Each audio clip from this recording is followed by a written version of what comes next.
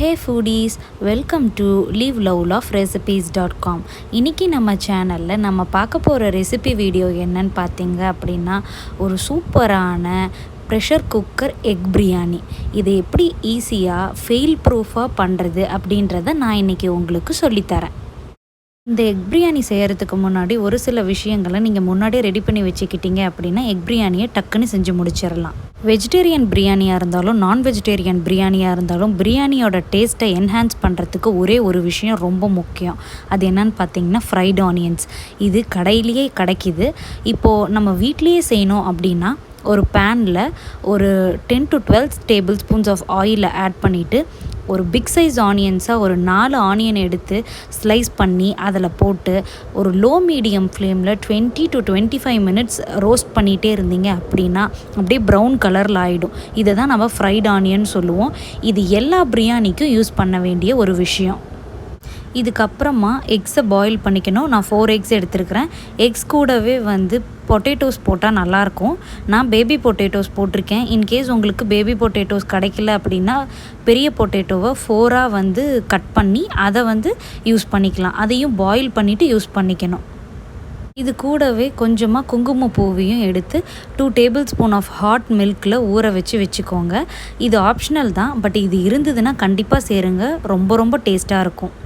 ஒரு கடாயில் 2 tablespoons of oil heat பண்ணிவிட்டு ஆயில் ஹீட் ஆன உடனேவே மஞ்சள் தூள், மிளகாத்தூள், உப்பு இது எல்லாத்தையும் போட்டு கருக விடாமல் லோ மீடியம் ஃப்ளேமில் வச்சு நம்ம ஏற்கனவே பாயில் பண்ணி வச்சுருக்கிற எக்ஸை அதில் போட்டு நல்லா வறுத்து எடுத்துடணும்.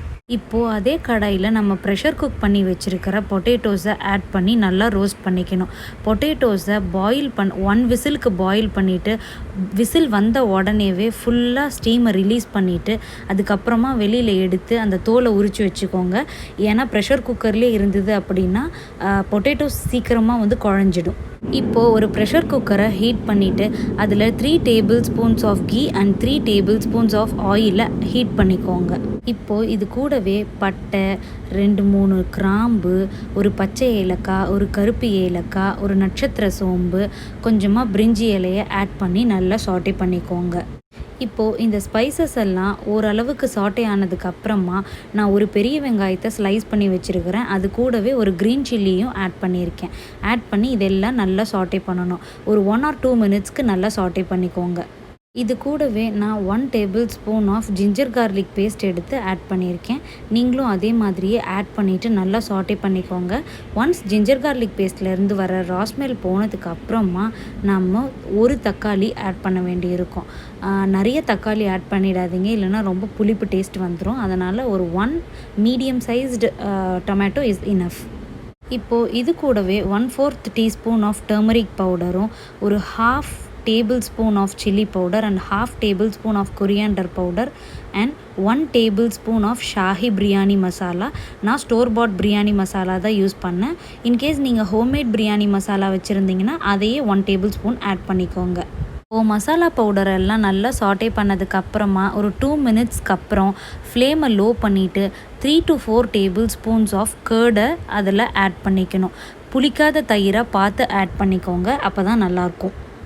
இப்போது கர்டை ஆட் பண்ணி கலந்து விட்ட உடனே இந்த மாதிரி நல்ல கிரேவியாக வந்துடும்.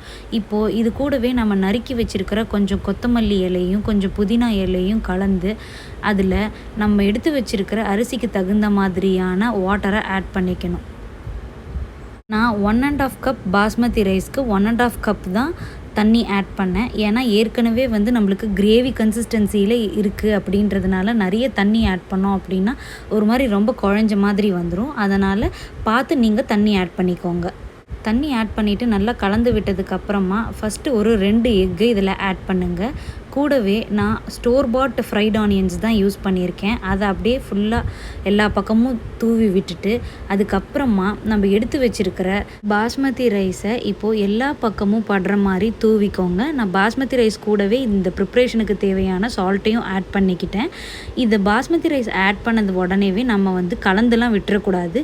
இதுக்கு மேலே நம்ம ஏற்கனவே பாயில் பண்ணி ஃப்ரை பண்ணி வச்சுருக்கிற எக் அண்ட் பொட்டேட்டோஸை மேலே ஆட் பண்ணிக்கோங்க.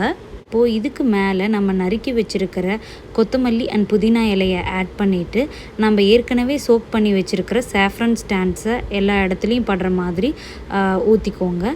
இப்போது நான் வந்து ஸ்டோர் பாட் ஃப்ரைட் ஆனியன்ஸ் தான் யூஸ் பண்ணியிருக்கேன். இது மேலே ஃபுல்லாக டாப்பிங் கொடுத்துட்டு இதை கலந்தெல்லாம் விட்டுறாதீங்க. அப்படியே ப்ரெஷர் குக்கரை மூடி வச்சுட்டு ஒரு 1 விசிலுக்கு குக் பண்ணுங்கள். அதுக்கப்புறமா ஒரு 5 to 10 மினிட்ஸில் ஃப்ளேமை ஸ்விட்ச் ஆஃப் பண்ணிவிட்டு ப்ரெஷர் நேச்சுரலாக சப்சைட் ஆனதுக்கப்புறமா ஓப்பன் பண்ணி பார்த்தீங்க அப்படின்னா உங்களுக்கு ஃப்ளஃபியான பிரியாணி ரெடி. நீங்களும் உங்கள் வீட்டில் ட்ரை பண்ணிவிட்டு எப்படி வந்திருக்கு அப்படின்றத காமெண்ட்ஸில் சொல்லுங்கள். இந்த ரெசிபி உங்களுக்கு பிடிச்சிருந்தது அப்படின்னா லைக் பண்ணுங்கள், உங்கள் ஃப்ரெண்ட்ஸ் அண்ட் ரிலேட்டிவ்ஸ் கூட ஷேர் பண்ணுங்கள் அண்ட் மறக்காமல் நம்ம சேனலை சப்ஸ்கிரைப் பண்ணுங்கள். தேங்க்ஸ் ஃபார் வாட்சிங்.